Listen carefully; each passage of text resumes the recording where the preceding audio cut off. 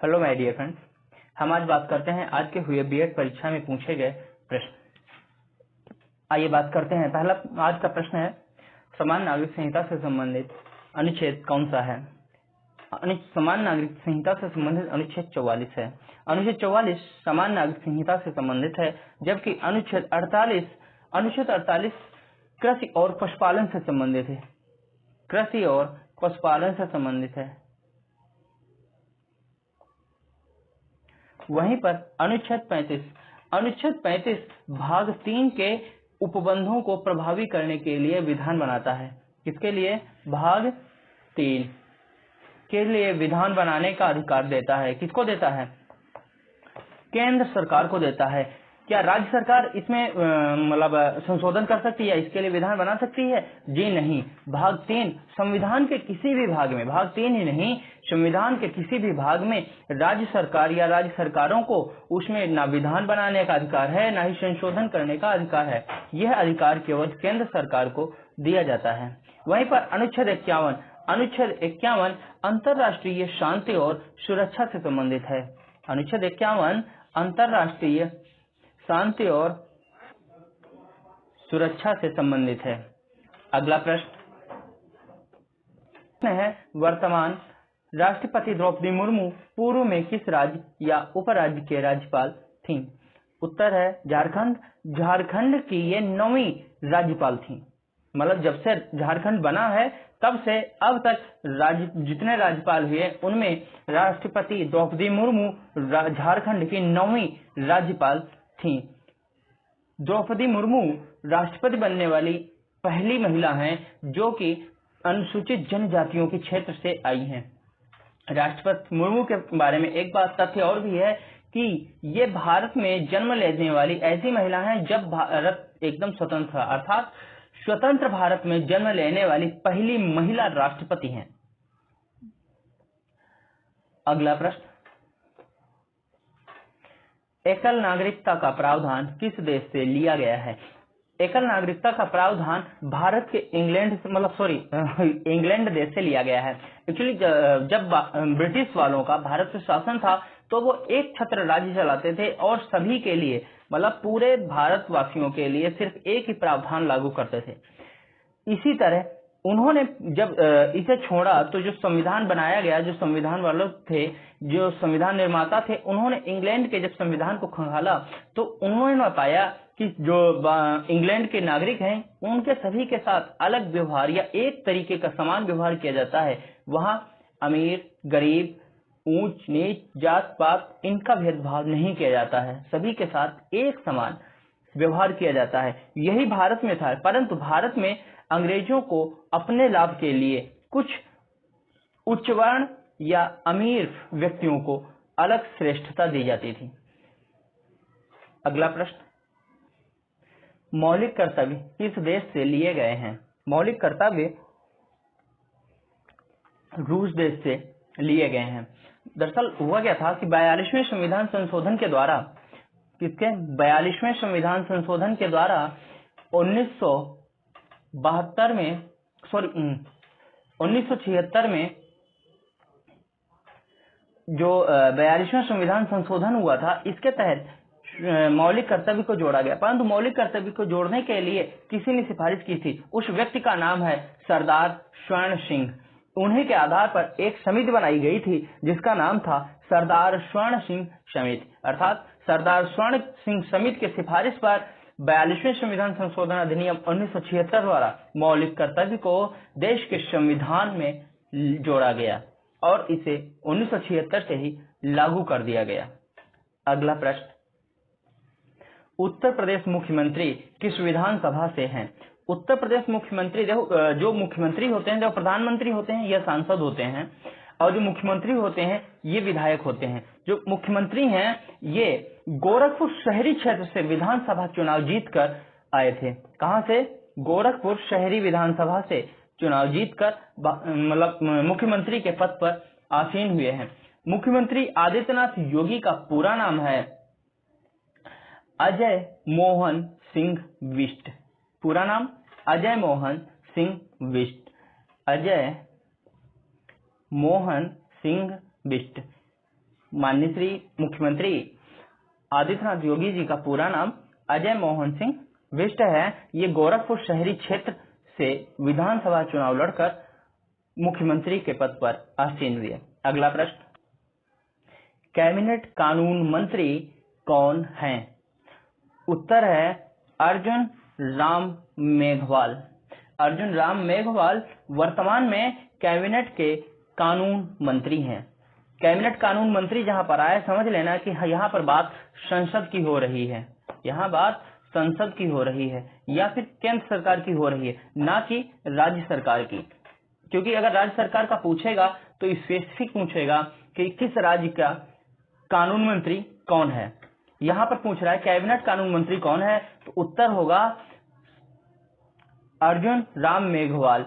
लोग गलती यहाँ पर करते हैं कि पेपर अगर किसी राज्य का है और वहां आ गया कि कैबिनेट कानून मंत्री कौन है, तो उनको अगर राज्य का मंत्री पता होता है तो वो उसे लगा के चले जाते, जिससे प्रश्न गलत हो जाता है। हमें ऐसा नहीं करना है यहाँ पर। हाँ, लेकिन बता दें यहाँ पर जो किरण रिजिजू हैं, कई लोगों ने ये प्रश्न लगाया होगा, परंतु ये पूर्व में थे और अर्जुन राम मेघवाल को 18 मई 2023 से कैबिनेट का कानून मंत्री बनाया गया। कब से? 18 मई 2023 से। इसके पहले किरण रिजिजू थे। इन्हें वर्तमान में भू विज्ञान मंत्रालय का प्रमुख नियुक्त किया गया है। किरण रिजिजू को वर्तमान में भू विज्ञान मंत्रालय का प्रमुख नियुक्त किया गया है। वहीं पर ब्रजेश पाठक उत्तर प्रदेश राज्य के कानून मंत्री हैं, यूपी के मंत्री हैं। ये यूपी के कानून मंत्री हैं। कौन? ब्रजेश पाठक। तो वर्तमान में कैबिनेट कानून मंत्री कौन है? तो अर्जुन राम मेघवाल। इन्हें 18 मई 2023 को कैबिनेट का कानून मंत्री बनाया गया। इसके पूर्व में किरण रिजिजू थे। डॉक्टर मनसुख एल मांडविया, ये कानून और स्वास्थ्य मंत्री हैं, परिवार एवं कल्याण मंत्री, स्वास्थ्य परिवार एवं कल्याण मंत्री हैं। परिवार एवं कल्याण मंत्री, मतलब इनका काम है केवल परिवार वगैरह या स्वास्थ्य व्यवस्थाएं वगैरह देखना। अगला प्रश्न है, भारत के किस स्थान से सर्वप्रथम जल के साक्ष्य मिले थे? यहाँ पर साथ लिख गया है, यहाँ पर साथ नहीं साक्ष्य है। किस स्थान से जल के साक्ष्य मिले थे? उत्तर होगा धौलावीरा। देखो एक हिसाब से कहा जाए तो जल का कोई भी रंग नहीं होता है, परंतु अगर देखा जाए तो जल को हम सफेद रंग में गिन सकते हैं, क्योंकि सफेद रंग एक ऐसा रंग होता है जिसे अगर हम काले से मिला दें तो काला हो जाता है, लाल से मिला दें तो लाल हो जाता है, मतलब जिस रंग से उसको मिलाएं उस रंग से हो जाता है। इसलिए सफेद जल को जो है हम सफेद या धौल रंग भी कह सकते हैं। धौल से याद आया, धौल एक धौलावीरा प्राचीन भारतीय हड़प्पा सभ्यता का एक स्थान है जहां से जल के साक्ष्य प्राप्त हुए हैं। जल का साक्ष्य कहां से प्राप्त हुआ? धौलावीरा से प्राप्त हुआ है। अगला प्रश्न, टॉम्ब ऑफ सैंड किसने लिखी? ये पुस्तक का नाम है टॉम्ब ऑफ सैंड।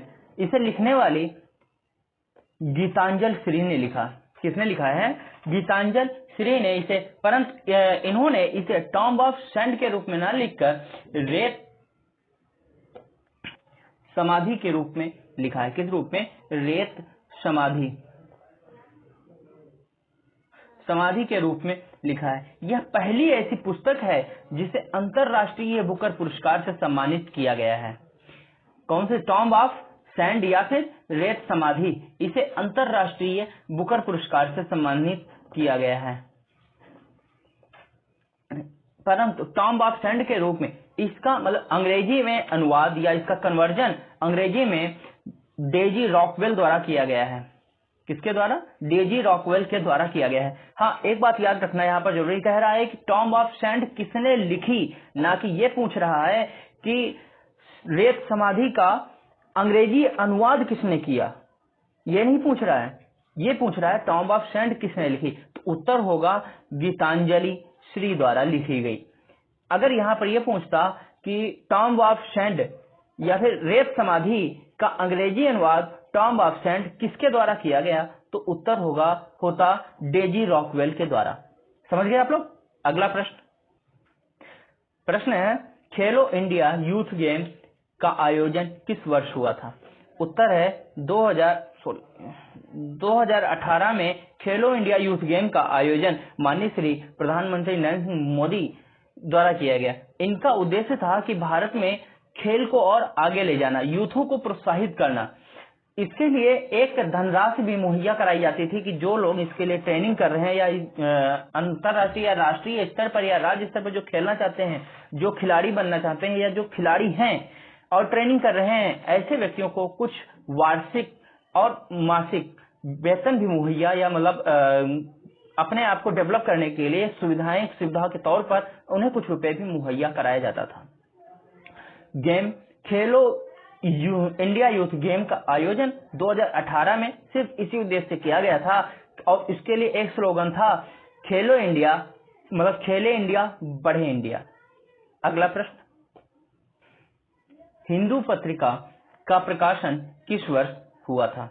उत्तर है 1878। 1878 में हिंदू पत्रिका का संपादन मतलब प्रकाशन हुआ था। इसका मुख्यालय चेन्नई में है, चेन्नई में बनाया गया था। एक चीज याद रखना कि इसके दो व्यक्ति हैं। एक मिनट, जो प्रकाशन इसका कब चालू हुआ है? 1978 में। और ये कैसा था? ये यहाँ पर साप्ताहिक था। कैसा था? साप्ताहिक था।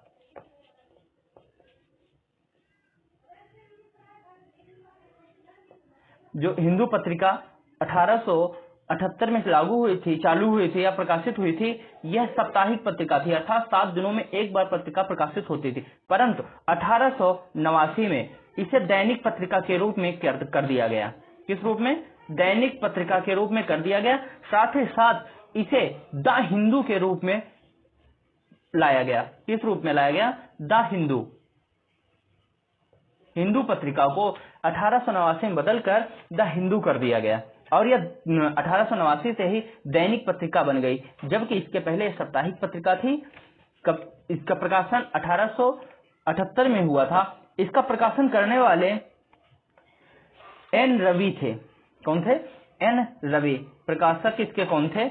एन रवि थे, जबकि इसके संपादक सुरेश नामवथन थे। ये प्रकाशक हैं, जबकि संपादक सुरेश नामवथन थे।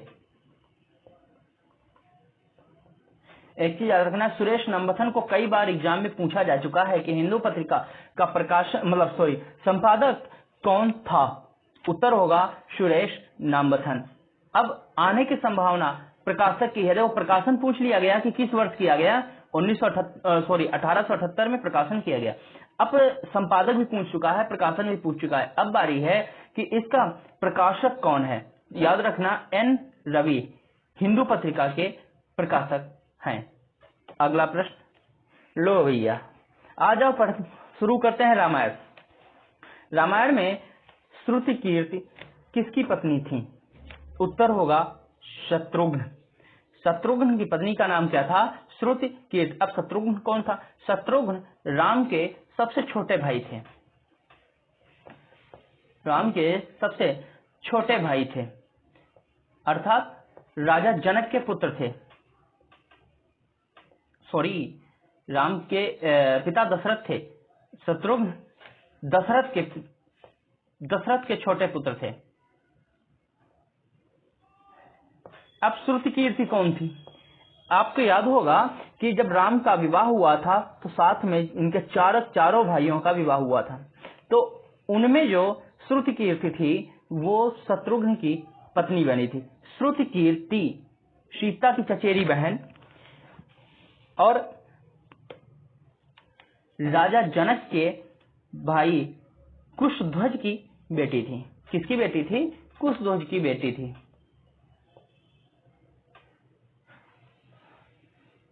अब कुशध्वज कौन था? राजा जनक के छोटे भाई थे।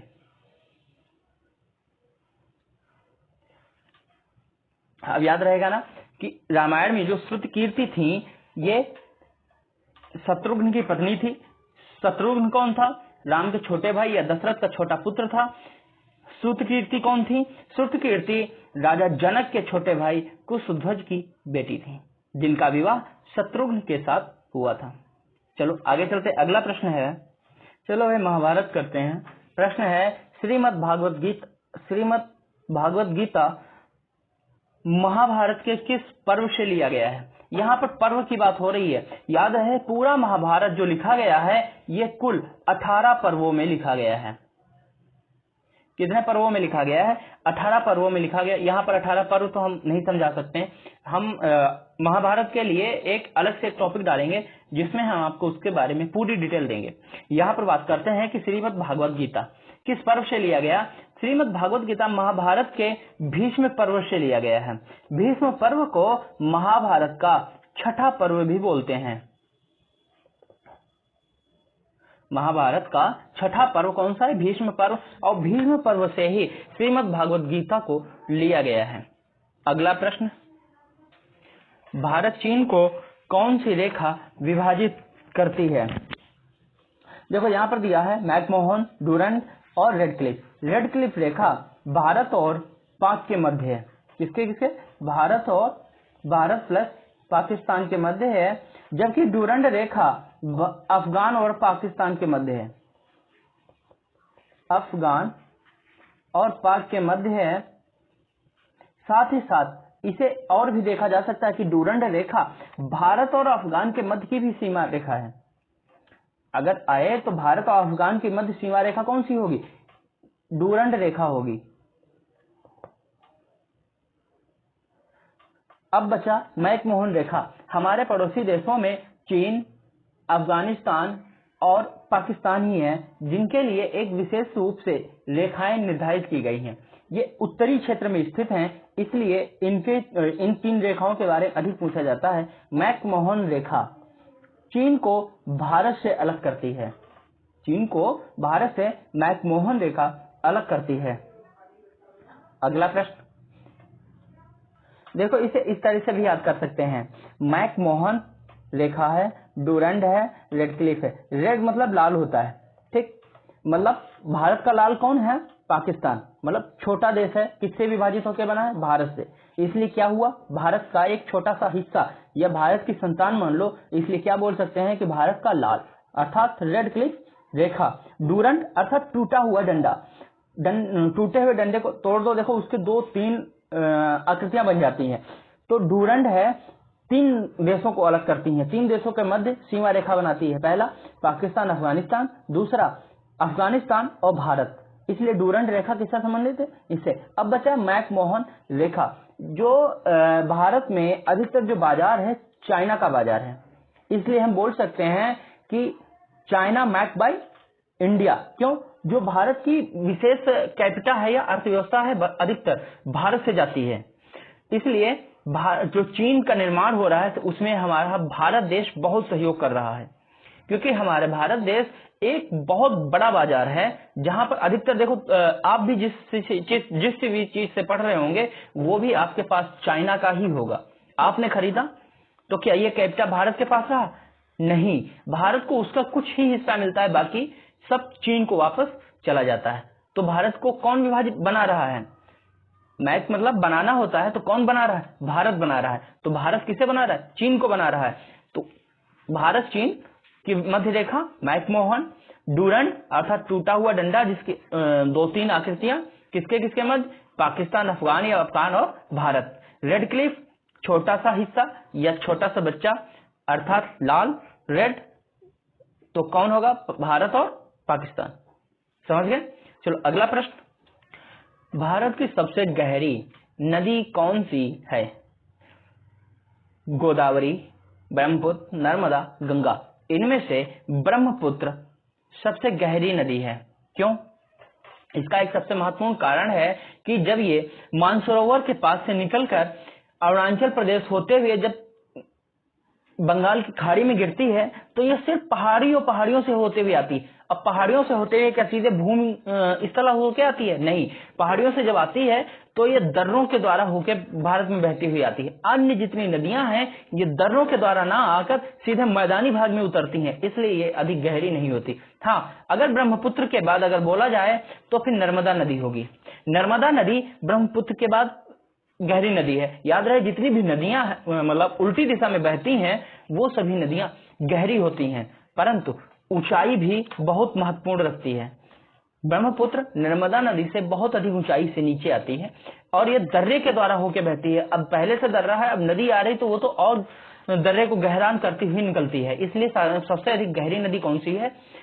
ब्रह्मपुत्र नदी सबसे अधिक गहरी नदी है। अगला प्रश्न, भारत भारती के लेखक कौन हैं? उत्तर है मैथिली शरण गुप्त। मैथिली शरण ने भारत भारती पुस्तक लिखी थी। यह एक उपन्यास है। भारत भारती क्या है? एक उपन्यास है।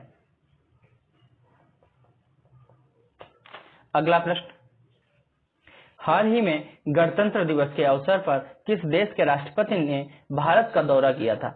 याद रहे, यहाँ पर देखना है कि गणतंत्र दिवस के अवसर पर अभी हाल ही में तो कंबोडिया के राष्ट्रपति ने या राजा ने भारत का दौरा किया था, लेकिन यहाँ पे बात कर रहा है गणतंत्र दिवस के अवसर पर। गणतंत्र दिवस के अवसर पर भारत की यात्रा करने वाले या भारत के मुख्य अतिथि के रूप में कौन थे? इजिप्ट के राष्ट्रपति। इजिप्ट के राष्ट्रपति का नाम था आब्देल फतेह अल सीसी। आब्देल फतेह अल सीसी कहाँ के राष्ट्रपति हैं? ये इजिप्ट के। कब आए थे? गणतंत्र दिवस पे आए थे। देखो, दो दिवस होते हैं हमारे यहाँ, एक गणतंत्र दिवस, दूसरा स्वतंत्रता दिवस। गणतंत्र दिवस 26 जनवरी को मनाया जाता है, जबकि स्वतंत्रता दिवस 15 अगस्त को मनाया जाता है। क्या आपको पता है कि गणतंत्र दिवस पर लाल किले पर ध्वज कौन फहराता है, स्वतंत्रता दिवस पर कौन फहराता है? तो आपको बताते चले कि गणतंत्र दिवस पर हमारे राष्ट्रपति ध्वज फहराते हैं, जबकि स्वतंत्रता दिवस पर हमारे माननीय श्री प्रधानमंत्री जी लाल किले पर ध्वज फहराते हैं। आज का ये प्रश्न यहीं पर समाप्त होता है, मतलब आज का सेशन यहीं पर समाप्त होता है। अब अगला जो प्रश्न, अगला कोई पेपर होगा तो हम उसके भी कुछ प्रश्न डालेंगे और उनका विस्तार से विश्लेषण करेंगे, जैसे इसमें किया है। अगर आपको आज का ये सेशन अच्छा लगा हो तो आप लाइक, शेयर और कमेंट करिए। धन्यवाद।